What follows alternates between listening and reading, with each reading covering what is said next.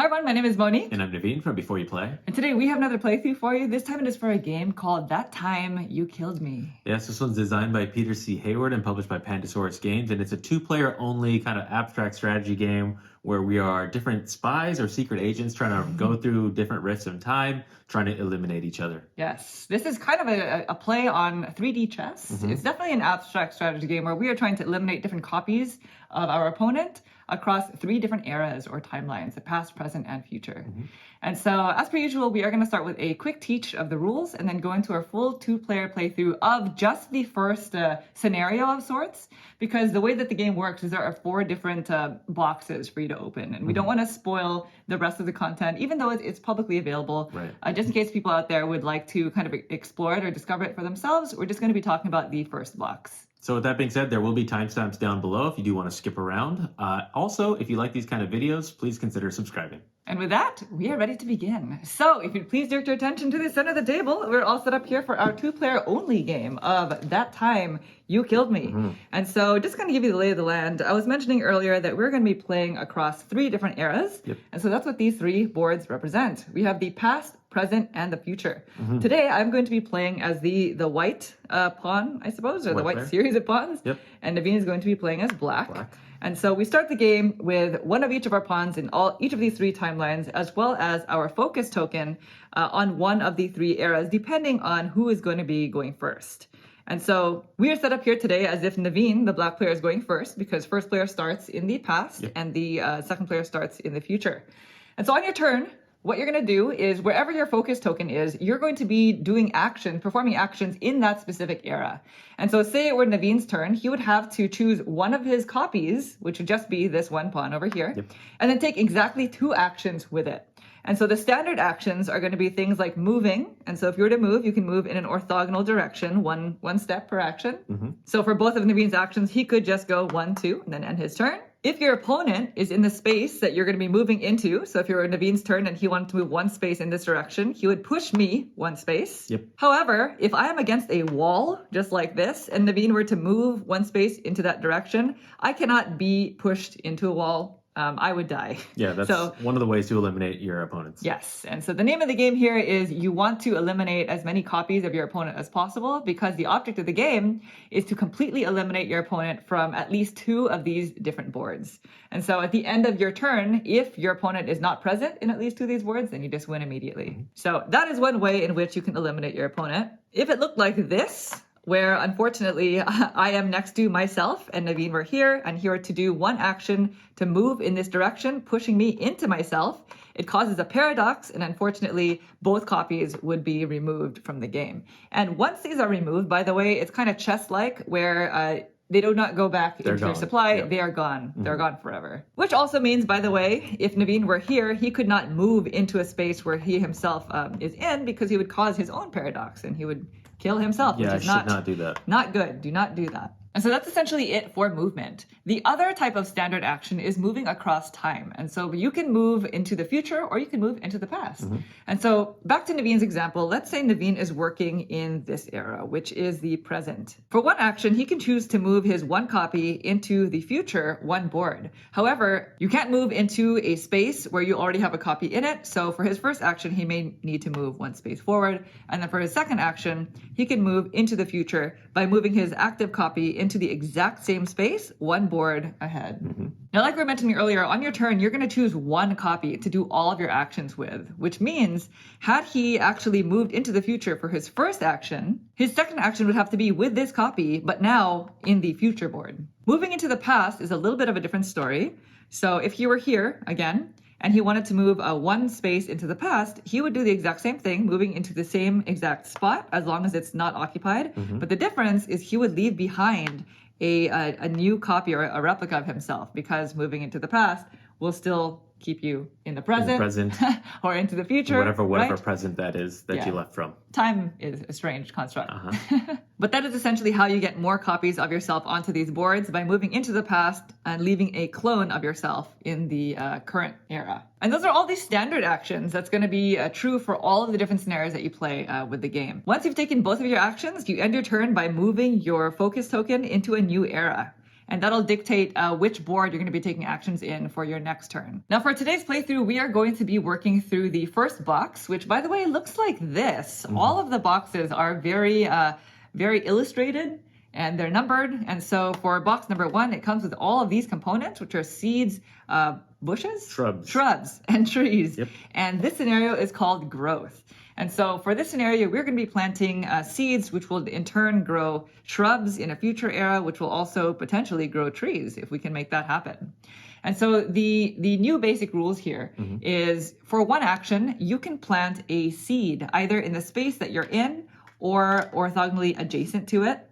And so seeds are the only type of objects or items that you can share a space with as one of your tokens, I suppose. Now, if it were my turn and my focus token were here, and I were to plant a seed, say I were to plant a seed next to my active piece here, if the exact same space in the future era is empty, then I would also grow a shrub there.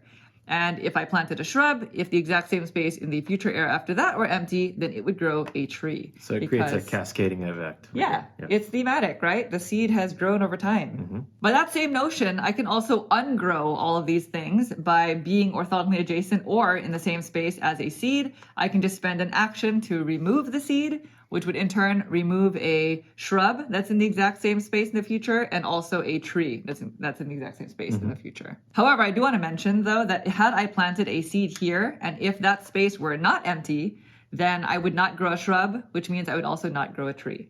So just know that those barriers exist.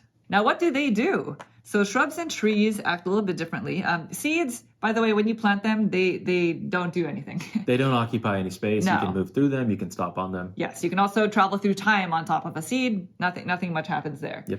Shrubs become very similar to walls. You cannot move them. If you push somebody into a shrub, they die. Yep. That's basically it with shrubs. They're just kind of hard there. Trees are a little bit different because you can push clones into trees. So if Naveen were here and I were to take my actions in this era and I were to move one space in this direction into a space that has a standing tree, it would tip over the tree and crush anybody who's underneath that spot, killing them instantly. And then now this becomes a fallen tree, which acts essentially like a shrub or a wall. If I were to push anybody into a fallen tree, then they die immediately. They trip over it. And that's essentially it. I do want to mention, if I wanted to ungrow this tree, I would have to remove a seed that's in this spot, not this one. But that's essentially it. Those are pretty much all the rules for how to play this specific scenario. So we're just going to go ahead and get cleaned up and then get started with our playthrough. Okay, so we are ready to play. We have to figure out who's going to go first, because whoever does go first is going to take their first actions in the past, and the other person will be in the future. So odds and evens? Sure. What do you want? Let's go odds. 1, Ready? 2, 3. Evens. So it's going to be you. So I'm first. You're first. That's a lot of pressure. So I'm in the past. All right. So I must take my actions. You're in the future. I must take my actions in the past. So, okay. Are you ready to plant some trees? Yeah, well, you can do it first. By the way, there's a narrative portion to this game, just kind of talking about each scenario. We didn't go into detail. I just know that the thematic integration here is we're enemies and we're just trying to remove each other from time. Yep. Right? Pretty much. All right. I'm going to go ahead and start by just moving twice. I'm going to go 1, 2, and then I'm going to shift my focus token to the present. Okay. So now it is your turn. You're going to start over here. Yeah. Well, there's no need to plant a seed here because nothing is going to grow beyond that way. So I also will move, and I'll move 1, 2. Okay. And then I'm going to move to the past. Uh-oh. By the way, as soon as you let go of that focus token, your turn is done. So make sure that you are all set with your moves before you do that. Okay, so now to me, I'm going to move twice again. I'm going to go 1, 2, and then I'm moving into the past because Naveen is here, and I don't know what he's going to do. I want to be able to react. Okay, I'll just move 1, 2, and we'll kind of be diagonal to each other. Okay, so now I will move to the present. Okay. I think it is time to plant some trees. Okay. So first action, I'm going to plant a seed. Okay. So I'm planting a seed here, which plants a shrub there. Number 10. Which now plants a tree there. Okay. And then I'm going to travel through time for my second action. I'm going here. So that's two actions. And then I'm going to move here. Interesting. All right, back to you. I see. I don't like it. We're time traveling. I mean, you're eliminated from one board here, Monique. I know. You got your work cut out for you, I think.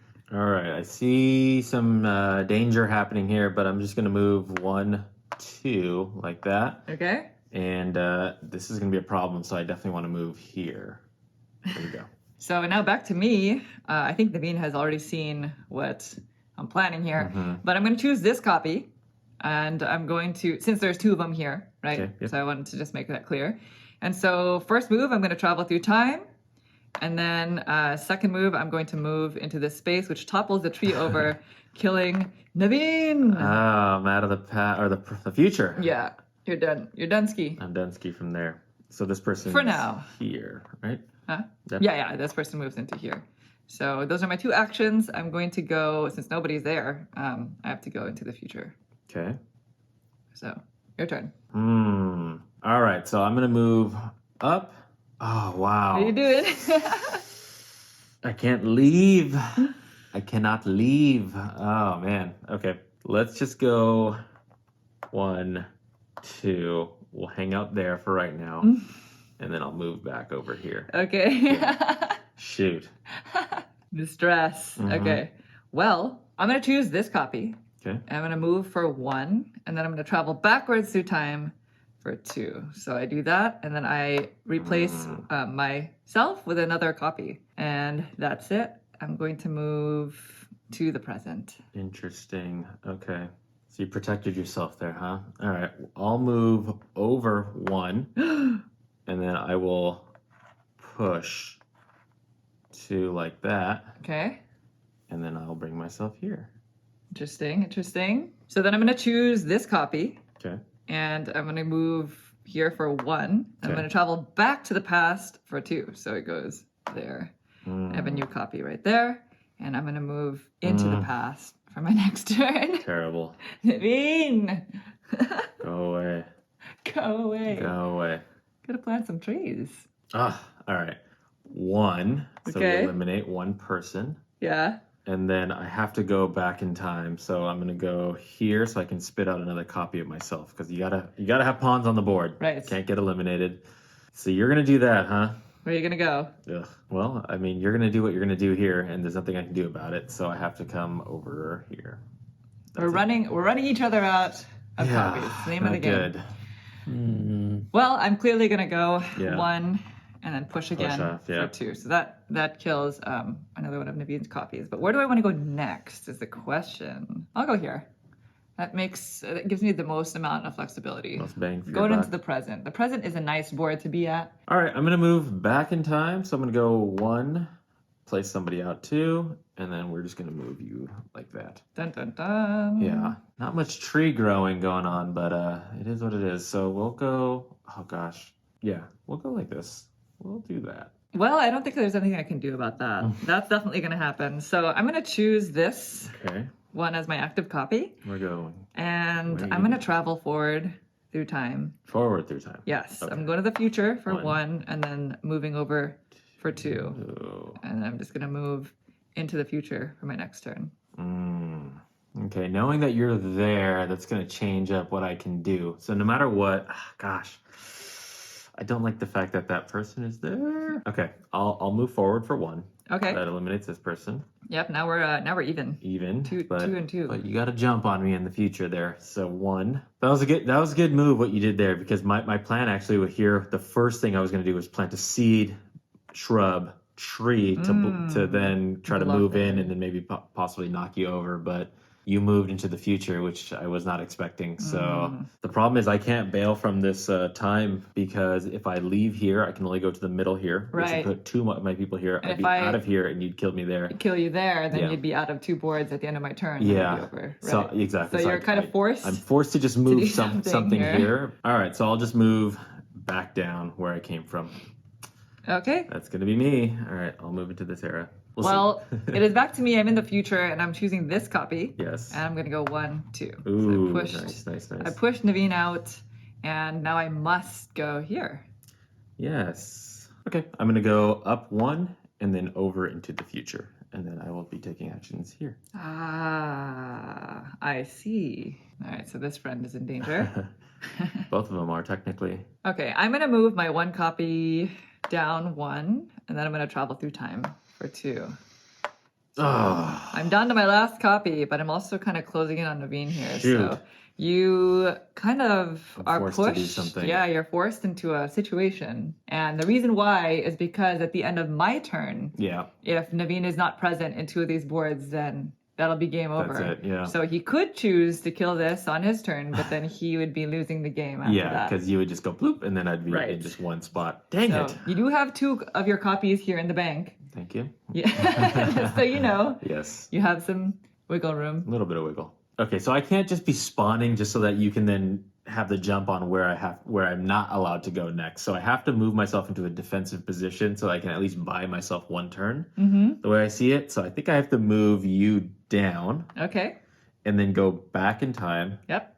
spawning myself here. Right. Because when I leave this spot, even if you come in here, as of right now, I don't see anything. Maybe you see something that I don't, but it is what it is there. So I will move myself over here. Oh, this is so interesting. Okay, well, I'm here, and I'm going to move 1. 1, yeah. So that eliminates that copy. And then I think I'm going to grow another tree. Okay. So I'm going to plant a seed. Okay. And again, you can grow a tree in the same spot that you're in because seeds can occupy the same space. So I'm planting the seed there, which grows a shrub here, which means Naveen is kind of blocked a little bit. Yep. And then it grows a tree right there. Mm. So those are my 2 actions. I'm going to move into the future. Terrible.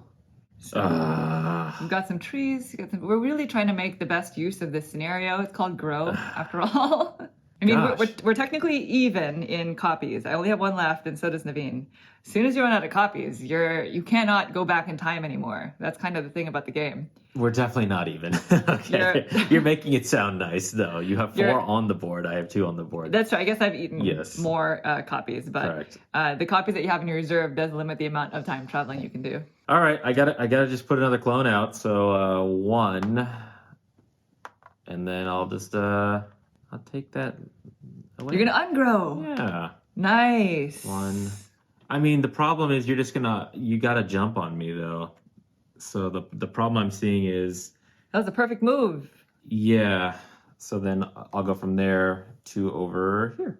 Nice. Yeah. Okay, well, I only have 1 copy left here. Okay. And so I have to be really particular about how to use this. Sure. So I think what I should just do here is get myself out of this hole. Okay. I'm going to go 1 and 2. Okay. Interesting. Yeah, I'm going to go with that. And then I'm going to go ahead and move into the present. Okay, I think I got to take this thing out. I mean, I don't know what else. 1, and then 2. Yep. Out. Ah! Okay, so you're here. Okay, so what are you doing? You want to probably spawn that one out. Getting tense here. So you have to move this pawn. So even if you went 1, 2, you would just move me down here. If you jump, then you're one short. Okay. I'll go over here. Okay. Yeah. So you're going to have to, the thing about this move is Naveen is going to have to move this pawn, cannot go backwards in time anymore because you no longer have any copies. And the reason for that is because whenever you move backwards in time, you have to leave a copy behind. So if you don't have any more copies left in your supply, you just can't take that action. You can still move forward in time, but he's already in the future. Well, I just have this 1 copy, so I'm going to move back in time. And now I've used up my last copy, which I'm a little bit worried about. But I'm over here. So it's 1. That's 1. I'm just going to move forward 1. Sure. Yep. Or I guess to the left. Yep. And then I'm going to move into the past. Yeah, I think the writing's kind of on the wall here. Let's see. But did they write from the future, I guess? No, the past. It was doomed from the start. I don't know if I can survive another 2 rounds, but we're going to go 1, 2. Okay. You're going to do what you're going to do here, so I think I have to move here because I don't want to waste an action there. Well, I'm definitely going to move forward for 1, so that eliminates this copy. Yeah. And then I think I'm going to plant another tree. Okay. And it's interesting because it actually matters. So I'm going to plant it here. So I'm planting a seed here, which will make a shrub grow there. Okay. And a tree here. Okay. And then I'm going to go into the future. There you go. Now it's your turn. Okay, so I'm just gonna move. So we're gonna go 1, 2, just like that. I will claim that I will do some actions here, but we'll see if I am allowed to. So I refuse to concede here. I'm gonna play it out. And technically you're allowed to. It's in the rule book. Yes. So if you feel like at any time it's just kind of pointless to finish it out, you can concede. Let's see if Monique doesn't see it. We're gonna finish this out. Okay. I'm choosing this copy. I'm moving 1 space in. It pushes Naveen's copy into the tree, which tips it over. But then I'm gonna move 1 space into Naveen again, pushing him into the fallen tree, which kills his copy. So it's now the end of my turn, and Naveen is no longer present in either of these two boards. So that's it. I'm only in the present. We're only in the present, which is really the only place to be. Yeah, I guess. That's true. So I win. So Yeah. that's Nice. it. Well done. Game is over. You're too good. Well, the game kind of differs every time we play. There's been moments where I've lost and moments where I've Naveen won. Yeah, loses. We that's kind of true. go back and forth. Yeah. But that's it. That's only the scenario 1. That's box number 1 out of 4, called Growth.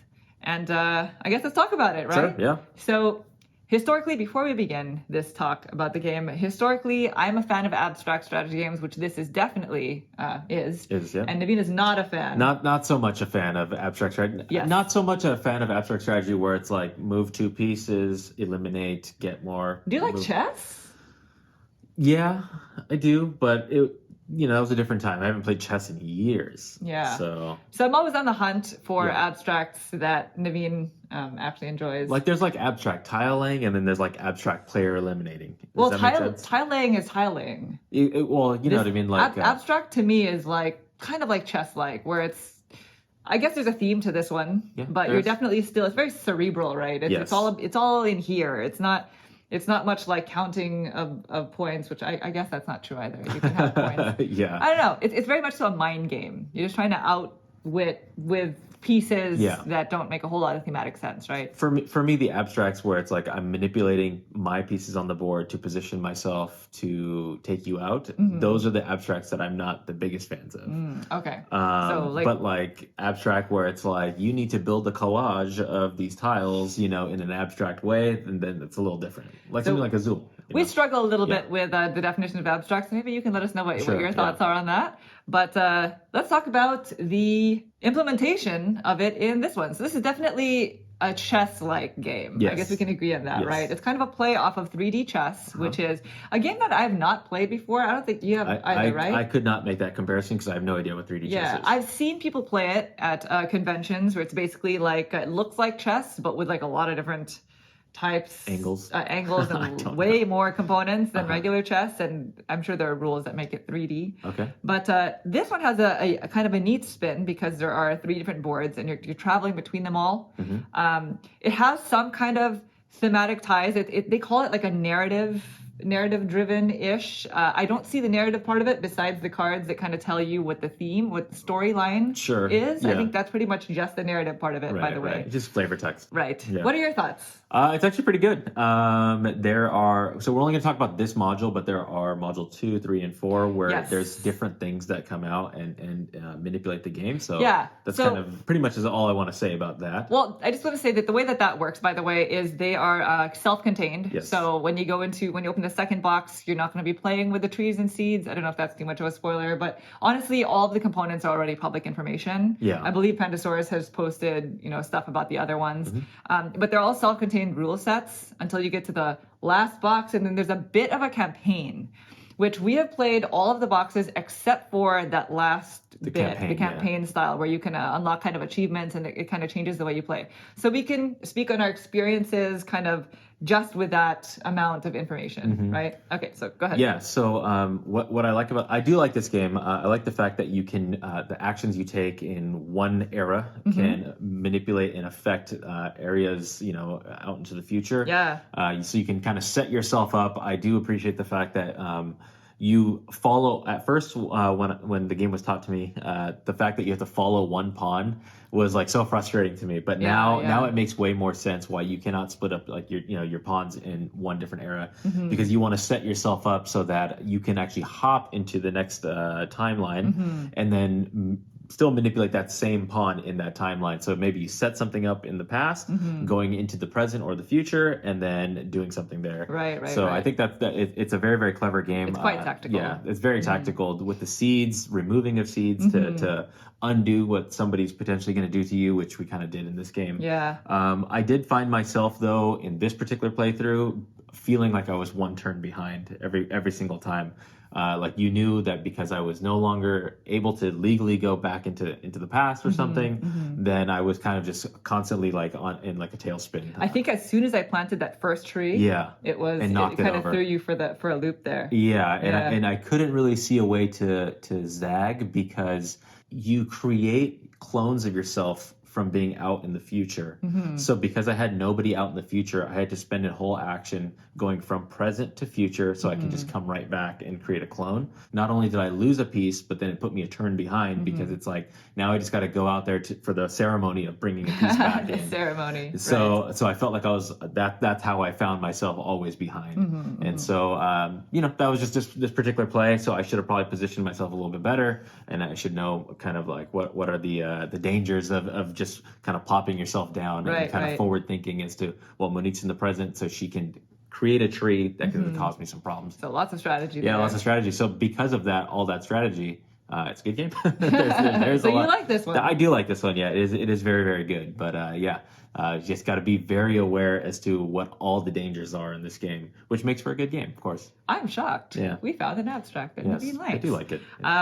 So for me, I gotta say, this has been a journey for us. We've played this game several times now because we really wanted to make it a point to at least get through the first 3 boxes before we present it and talk about it. I have to admit, the first time we played this game, it was with this specific scenario, obviously, and all of it was very, very foreign, right? The idea of moving around the different boards and just like, how does that even work? I found myself trying to make an immediate win where like, I just want to make it so that I position ourselves in a way that I eliminate both opponents from 2 boards rather than running out the clock. Yeah. So I think that the name of the game here is you really want to run your opponent out of pieces. Yeah, chip away. That's why it's called That Time You Killed Me, because you really want to go around and eliminate copies until your opponent has no more copies and they can no longer time travel backwards, and now you really have them in position, right?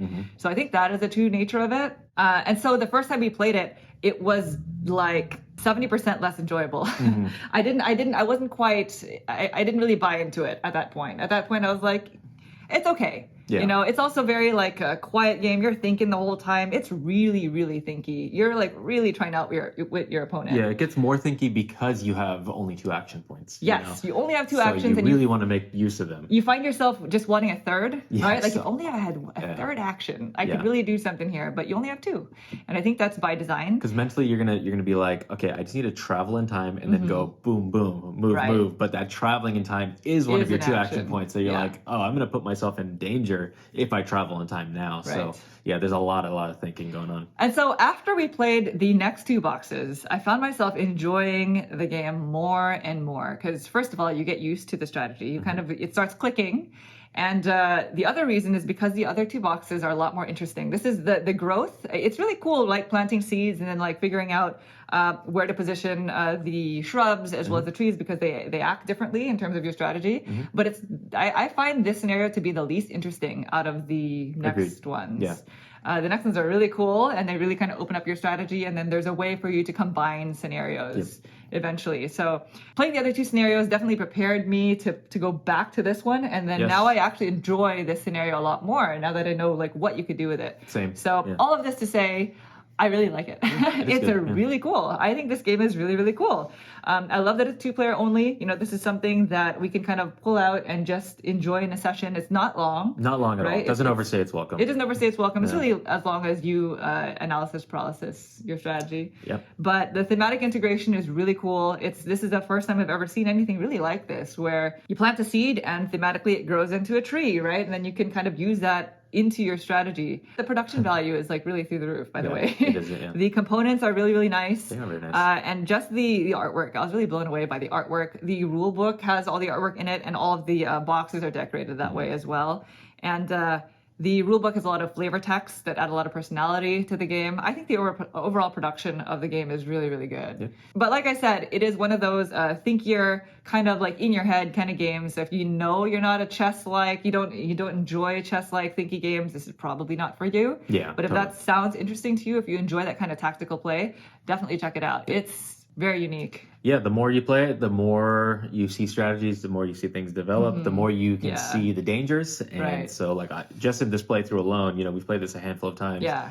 I've learned more about more strategies. So the next time I play, I can don't make that pitfall mistake again. Really know exactly where you can protect yourself. Yeah. Now I'm really looking forward into diving into that fourth box with all the campaigns and stuff. So that is That Time You Killed Me. Thank you all so much for watching the video. We hope you enjoyed it. If you'd like to see more videos like this in the future, please consider subscribing. Thank you. Thanks. Bye.